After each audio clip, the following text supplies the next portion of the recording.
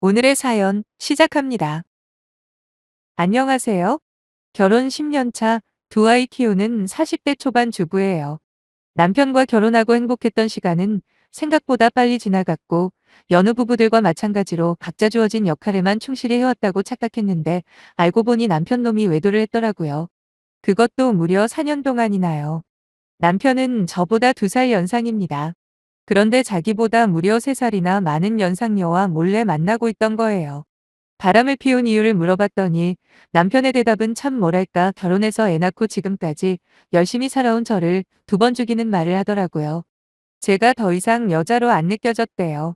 첫째 애를 낳았을 땐 육아휴직 쓰고 버티며 다시 복직을 했었는데, 둘째까지 태어나니 도저히 안 되겠더라고요. 그래서 둘째가 조금 커서 어린이집에 들어갈 나이가 될 때까지만 일을 그만두자고 한 게 벌써 몇 년째가 되어버렸어요. 그러다 보니 여자로서 꾸밀 시간 따위는 아예 찾을 수가 없었죠. 아이 둘 뒤치다꺼리하고 집안일을 하다 보면 하루가 그냥 지나가거든요.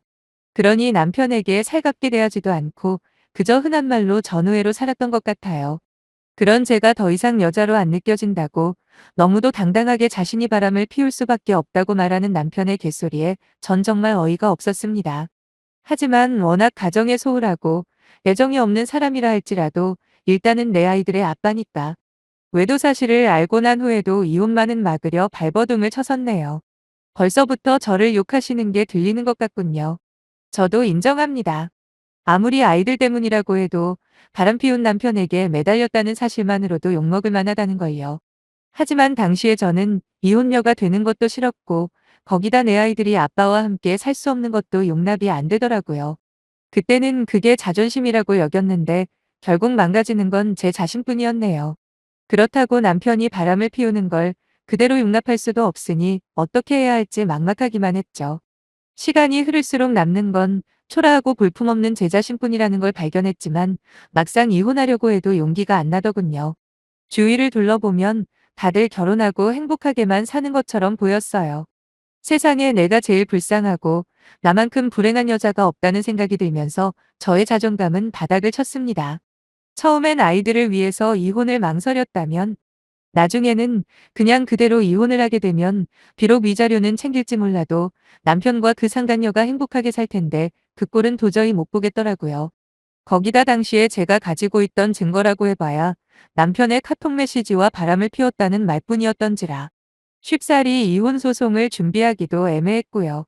남편은 처음에 걸렸을 때는 미안하다는 말이라도 하더니 나중엔 점점 얼굴이 두꺼워지는 겁니다. 이혼을 요구하는 남편을 계속 무시했더니 남편 역시 저를 투명인간 취급을 하기 시작하더군요. 당연히 아이들은 뒷전이고 그 여자와의 만남을 계속 유지했습니다. 솔직히 그때를 돌이켜보면 아이들에게 가장 미안한 마음뿐입니다. 맨 처음 남편의 카톡을 보고 외도를 했다는 의심이 들자마자 전 마치 정신 나간 사람처럼 아무것도 손에 안 잡히더라고요. 그래서 두 아이들에게 엄마로서 신경을 거의 못 써줬네요. 하루 종일 TV를 틀어주고 혼자 방에 틀어박혀 울기만 하다 음식도 제대로 챙겨주지 못했습니다. 그 어떤 변명도 소용없다는 걸 알지만 평생 속죄하며 살아겠죠. 그러다 문득 보란듯이 계속 바람을 피우는 남편을 그냥 내버려둬서는 안 되겠다 결심하고 그때부터 남편의 뒷조사에 들어갔습니다. 위치 추적기를 달아놓고 수시로 남편의 위치를 파악하면서 그 여자와 다니는 모텔이나 펜션, 그리고 둘이 데이트를 하는 장면들을 사진 찍어 모아놓고 집에 있는 노트북과 남편 카톡이 연동되어 있는 점을 이용해 둘이 나눈 낯뜨거운 대화 내용도 모조리 저장해놨어요. 그리고 몇 달 후 찾아간 변호사 사무실에서 이 정도 증거면 이혼 소송에서도 무조건 이길 수 있고, 거기다 상간녀 소송까지 가능하다고 하길래 차근차근 준비를 시작했습니다. 그렇다고 이혼 소송에서 나오는 위자료만 바라보고 있기엔 두 아이들과 제 미래가 너무 불투명한 겁니다. 전 일단 신경정신과부터 다니기 시작했죠. 사실 지금까지 살면서 제가 정신과에 다닐 거라는 생각은 한 번도 해보지 않았어요. 하지만 막상 다녀보니 정신과에는 지극히 평범한 사람들이 오는 곳이라는 걸 알겠더라고요. 살면서 힘든 거 하나 없는 사람이 어디 있겠어요. 그냥 혼자 삭히고 참는 경우가 대부분일 텐데, 그게 나중에는 큰 병이 되는 주원인이라는 담당 선생님 말씀에 크게 공감을 했네요. 아무튼 약물 치료도 병행하고 꾸준히 상담을 받으면서 저는 조금씩 안정을 찾기 시작했습니다. 거기다 두 아이들에게도 제대로 엄마 역할도 다시 하게 되었고요. 사실 그때부터 저는 남편과는 남남이라고 생각하고 살았어요. 집안일도 딱 저와 애들 몫만 하고 심지어 밥도 저희끼리만 먹었네요. 남편은 그런 저와 아이들을 아예 신경도 안 쓰고 자기가 알아서 살더군요. 저도 아무 신경 안 썼습니다. 어차피 그 사람이 집에서 밥 먹는 경우는 원래도 별로 없었고 애들에게 애정 같은 것도 별로 없는 사람이었거든요. 솔직히 애들을 조금이라도 생각했다면 그 오랜 시간 동안 몰래 바람 피울 수가 있었겠어요? 아무튼 수시로 남편의 카톡을 통해 여전히 상간녀와 만나고 있다는 건 확인하고 있었지만 그것도 무시했습니다. 어차피 증거는 차고 넘칠 만큼 있었고 그 상간녀 역시 남편을 총각으로 알고 만나고 있었으니 나중에 피보는 건 제가 아니라 그 두 사람일 테니까요. 당시 제게 중요한 건 제 자신과 아이들 뿐이었어요. 그렇게 정상적인 사고가 가능해지고 정신과 약물도 필요 없을 정도의 상태가 되자 저는 욕심이 생겼습니다. 제겐 친정 부모님이 안 계세요. 엄마는 제가 초등학교 때 돌아가셨고 혼자 저를 키워주신 아빠 역시 성인이 되고 돌아가셨거든요. 물론 물려주신 재산이 좀 있어서 직장을 구하고 자리 잡을 때까지 큰 어려움은 없었습니다. 남편 역시 공교롭게도 부모님 안 계십니다. 재산 정도는 저와 비슷해서 반반 결혼했고요.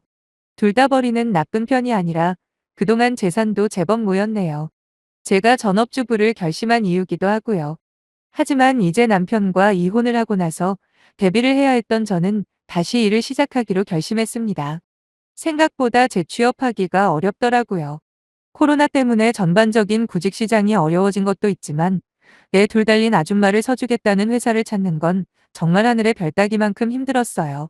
그래도 몇 달 동안 매일같이 여러 통의 이력서를 뿌린 결과 아주 다행히 제법 탄탄한 회사에 입사를 할 수가 있었죠.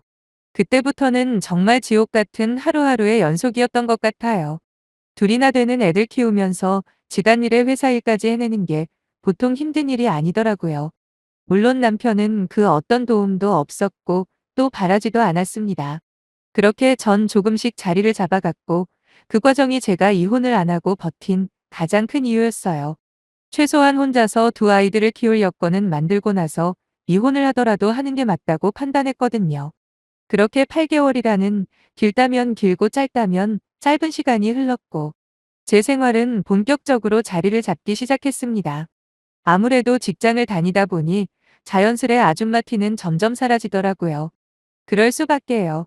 아침 일찍 일어나 애들 밥 먹이고 어린이집 보낸 다음 출근해서 하루 종일 업무에 시달리다 보면 남아있는 에너지가 거의 없어요. 하지만 그게 끝인가요? 운전해서 애들 데리고 와서 그때부터 집안일을 해야 합니다. 그리고 애들과 놀아주죠. 밤에 겨우 애들 재우고 나면 정말 파김치가 되는데 살이 쭉쭉 빠지더라고요. 어느 정도 직장맘으로서의 생활 패턴이 몸에 익을 무렵 전 놀라운 소식을 알게 되었습니다. 그건 바로 남편이 4년을 넘게 바람을 피워온 상간녀와 헤어졌다는 사실을 남편 카톡을 통해서 알게 되었던 거죠. 그리고 더 황당한 건 제게 여자로서의 매력을 못 느껴서 바람을 폈다고 당당하게 말하던 남편이 다시 저한테 관심을 보이기 시작했다는 거예요. 솔직히 지금 생각해도 잘 모르겠어요. 그 여자와 헤어져서 저한테 돌아오려고 했던 건지 아니면 제게 다시 매력을 느껴서 그 여자와 헤어진 건지 말이에요. 뭐 어느 쪽이든 상관없어요. 어차피 그때까지 제가 살아온 이유는 오로지 딱 하나, 이혼을 하기 위한 준비를 하기 위함이었으니까요. 어느 날 퇴근하고 여느 때처럼 애들 밥 먹이고 놀아주다 재우려는데 남편이 처음으로 말을 걸더군요. 요즘 어떻게 지내냐는 물음에 대꾸도 안 하고 방으로 들어가려니까 갑자기 남편은 제게 할 말이 있다는 거예요. 저는 무슨 말인지는 모르겠지만 지금은 애들 재워야 할 시간이니 나중에 이야기하라고 했죠. 그런데 한참 후에 애들 재우고 거실로 나왔는데 남편이 맥주를 사놓고 절 기다리고 있는 겁니다. 그러면서 자기랑 다시 시작해보면 어떻겠냐고 하는데 기분이 참 복잡미묘하더군요. 남편이 외도를 했다는 사실을 처음 알자마자 바보처럼 다시 돌아오라고 했을 때는 냉정하게 날 버렸던 사람이 이제와 왜 저럴까 하는 의문이 드는 동시에 남편이 보기에도 다시 내가 많이 달라졌구나 하는 알 수 없는 뿌듯함도 느꼈네요. 사실 저의 원래 계획은 몇 개월 정도 일한 다음에 남편과 깔끔하게 갈라서는 거였는데 생각지도 못한 남편의 변화에 어쩔 수 없이 계획했던 일들을 조금 일찍 시작했습니다. 첫 번째로는 비록 남편과는 헤어졌다고는 하나 가정 있는 남자와 겁도 없이 바람을 피운 상간녀에게 고소장을 날리는 거였어요. 근 1년을 준비해왔기 때문에 시간이 오래 걸리지도 않았습니다. 당연히 상간녀 소송은 변호사님이 알아서 하실 테고 제가 할 일은 그 여자 직장과 집에 쳐들어가 난장판을 만드는 거였죠. 어차피 신상 정보는 다 확보해둔 상태라 크게 어려운 건 없었네요. 단지 주위 사람들의 따가운 시선이 문제였는데 처음엔 많이 망설여지더라고요. 하지만 그때마다 남편과 그 여자 때문에 졸지에 아빠 없이 자라야 하는 우리 애들을 생각하면서 없던 용기도 쥐어짜냈습니다. 그 여자는 저희 집에서 1시간 넘게 떨어진 곳에서 미용실을 하고 있었거든요. 그래서 손님이 제일 많은 저녁 시간에 찾아가 미리 생각해둔 상욕들과 함께 머리채 시원하게 잡아주고 나왔네요. 제 손 한가득 머리카락을 뜯긴 그 여자는 얼마 전에 헤어졌는데 왜 이제 와서 이러냐 하면서 오히려 저한테 따지는 겁니다. 진짜 누가 유부남이랑 바람이나 피는 여자 아니랄까봐 얼마나 그 동네에서 내숭을 떨고 살았던지 이웃 주민들한테는 평이 엄청 좋더라고요. 평소에 워낙 착하고 예의 바르다고 소문이 났던데 제가 찾아가 한바탕 뒤집은 후로는 뭐 볼 것도 없었죠. 남이 남편 꼬셔서 바람이나 피우고 다니는 인간이라며 사람들의 발길이 뚝 끊겼답니다. 물론 상간녀 소송도 걸어놨으니 저한테 위자료도 뱉어내야 할 테고요. 나중에 남편과 이혼하고 6개월 정도 지나서 들리는 이야기로는 사람들 손가락질에 지쳐 결국 미용실 접고 이사를 갔다고 하더라고요. 남편이 먼저 꼬셨던 그 여자가 먼저 꼬셨던 그건 중요하지가 않아요. 그저 2년 놈 때문에 내 가정이 깨진 거 그게 중요한 거라 조금도 너무했다는 생각은 안 드네요. 그리고 다음 수순으로 남편에게 이혼 소송 걸었습니다. 소송이 진행되는 동안 제 친구 집에서 지냈고요. 물론 애들과 함께요. 고등학교 때부터 둘도 없는 사이인 제 친구는 결혼하고 1년 만에 사고로 남편을 떠나보내고 지금은 혼자 직장 다니며 지내고 있습니다. 그래서 나 이혼 소송 마무리될 때까지만 같이 지내자 하고 이미 이야기해 놓은 상태였습니다. 그래서 소송 걸기 전에 미리 짐도 대충 옮겨놨죠. 남편은 제가 이혼하자고 이야기했을 때 깜짝 놀라더라고요. 아마도 외도 사실을 알고 난 후에도 비록 남남처럼 지내긴 했지만 여전히 군소리 없이 한 집에서 지낸 걸로 미루어 이혼하자는 말은 안 하겠지라고 짐작했던 모양이에요. 그만큼 저를 바보천치로 봤다는 거죠. 지가 무슨 짓을 해도 부모도 없고 형제자매도 없는 제가 뭘 어쩌겠냐 아니겠습니까? 제 입장에서 다행인 건 남편이 저를 우습게 봤기 때문에 외도의 증거들을 감추지 않았다는 거고 덕분에 넘칠 만큼 바람의 흔적들을 모을 수가 있었다는 겁니다. 워낙 빼박인 증거들이 확실하게 있었다 보니 재판도 생각보다 빨리 끝나고 위자료도 최대치로 받을 수 있었어요. 일단 집과 남편이 보유하고 있던 자산의 반은 위자료 및 손해배상금으로 받았고요. 양육권 역시 남편으로부터 가져올 수 있었어요. 당연히 양육비도 매달 50만 원씩 총 100만 원 책정받았고요. 남편은 손이 발휘되도록 빌었지만 늦어도 너무 늦은 거 아니겠어요. 이 모든 게 자기가 자초한 거니 그 누구도 원망하지는 못하겠죠. 아무튼 지금은 남편과 이혼하고 회사 근처로 이사해서 잘 살고 있습니다. 다행히 제 친구 집도 가까워 퇴근하고 종종 만나고 있고요. 한 가지 아이러니한 건 그렇게 아빠 없는 아이로 키우기 싫다는 이유로 이혼을 망설이고 거기다 바람까지 핀 남자에게 매달렸는데 정작 애들은 아빠가 있던 없던 신경을 안 쓴다는 겁니다. 그것만으로도 제가 얼마나 구제불능 남편과 살았는지 입증이 되더군요. 이제라도 남들 시선 신경 안 쓰고 오로지 저와 아이들만 위해서 살아보려고요. 읽어주셔서 감사하고 응원 부탁드려요. 오늘의 사연 시작합니다. 다들 안녕하세요? 저번 달에 참으로 황당한 일을 당했는데 혼자서만 알고 있기에는 입이 근질거려 못 참겠네요.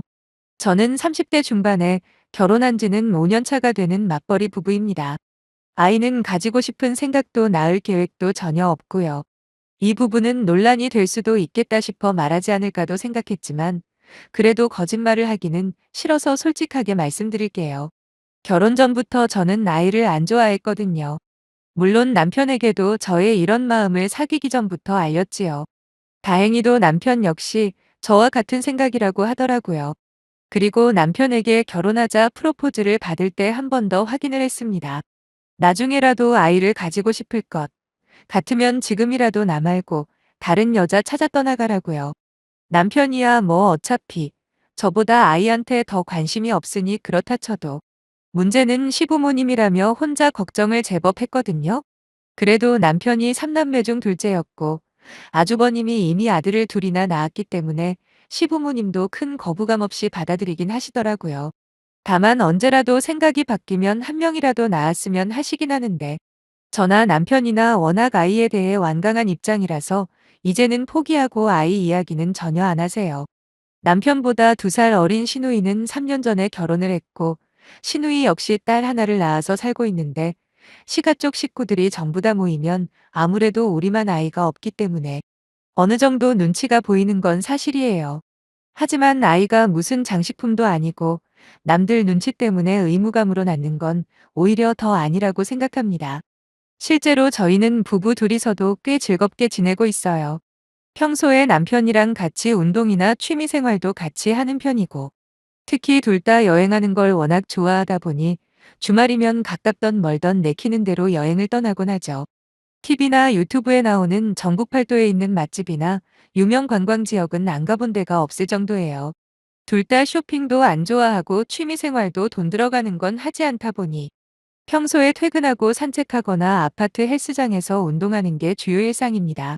그나마 주말에 여행 다니는 것도 최대한 경비를 알뜰하게 쓰려고 노력하기 때문에 저희 부부가 벌면 버는 대로 대부분 수입을 저축하며 살았어요.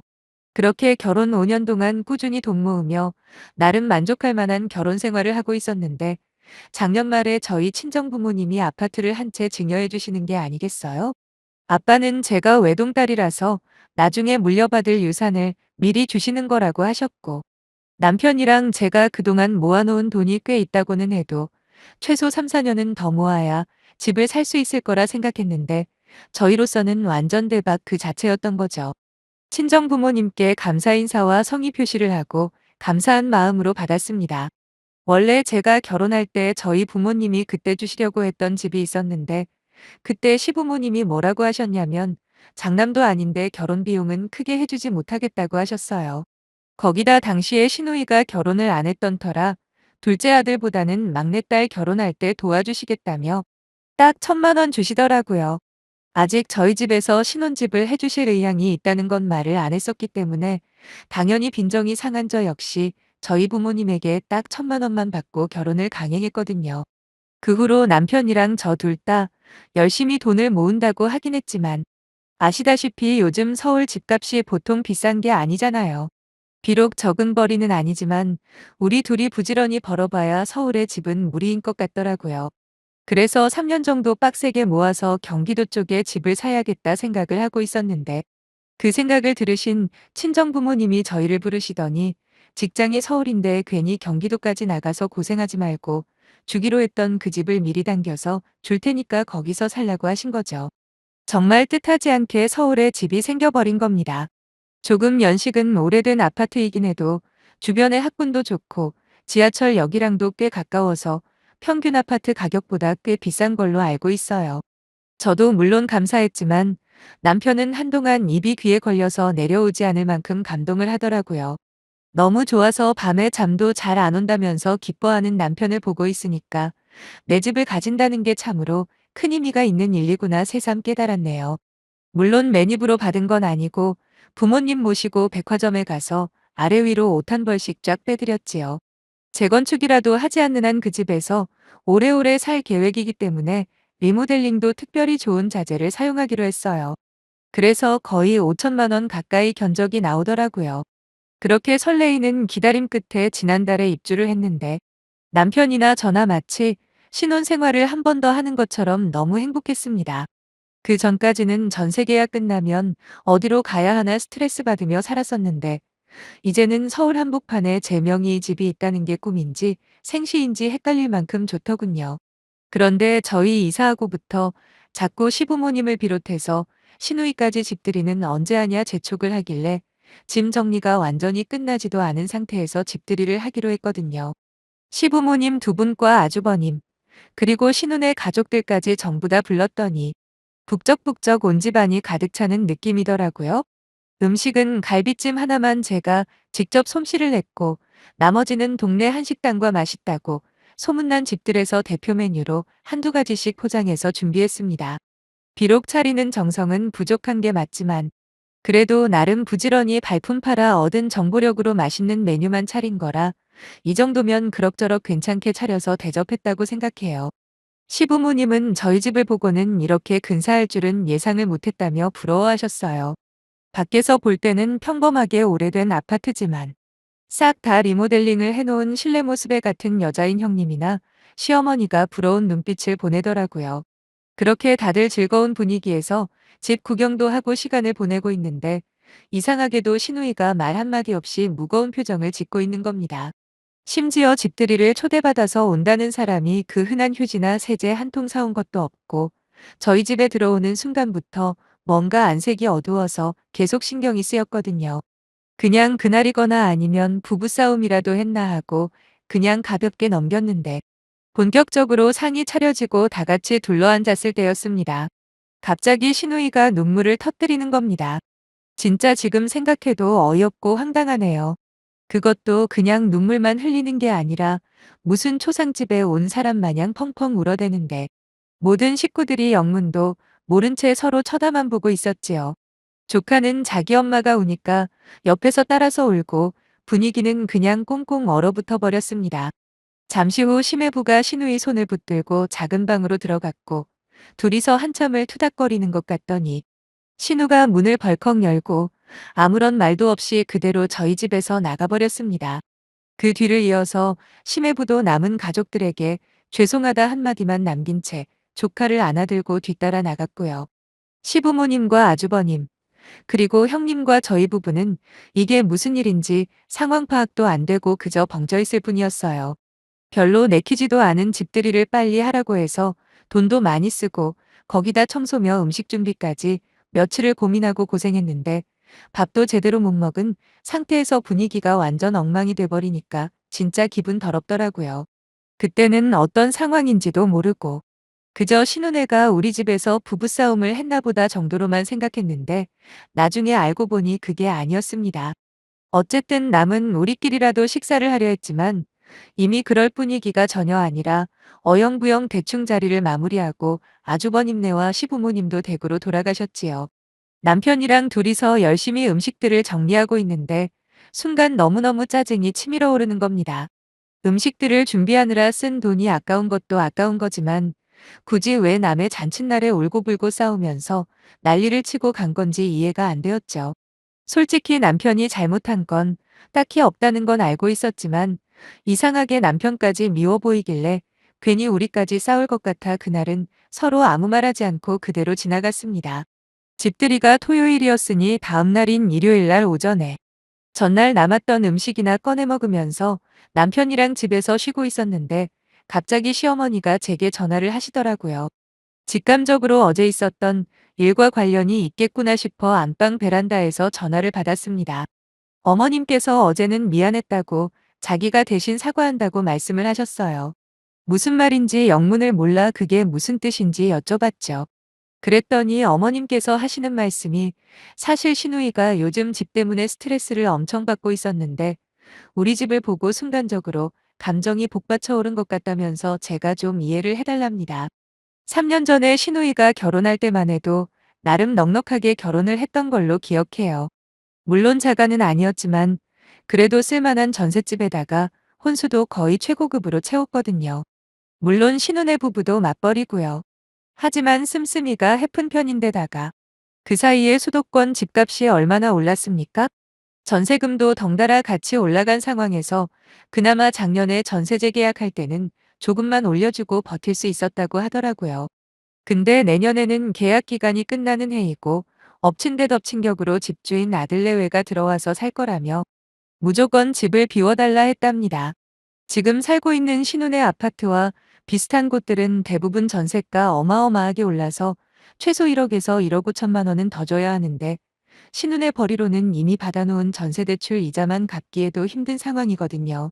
아예 경기도 외곽까지 나가서 살아야 하는지 아니면 직장을 옮겨서 지방으로 내려갈지 두 가지 선택지 중에 매일 부부싸움을 하고 있었다는데 그런 상황에서 저한테 서울에 아파트가 생겼다고 하니까 너무 부러워서 그날 눈물이 왈칵 쏟아졌다네요.